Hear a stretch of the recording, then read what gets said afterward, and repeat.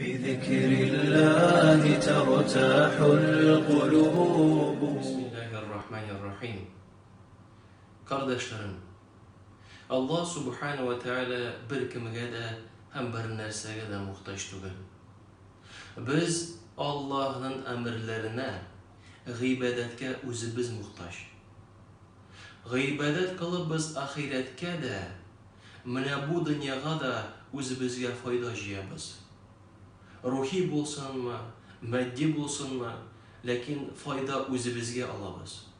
Çünkü Allah subhanahu ve teala bizge her birimizge de iyilik diler. Allah subhanahu ve teala birer nimet berdi iken, ol nimet bilen biz şükür kılırga tiyişmiz. Hem de şul kızık, şükür kılu da ol gıybedet. Şükür kılganda biz tağın özümüzge fayda jiyabız.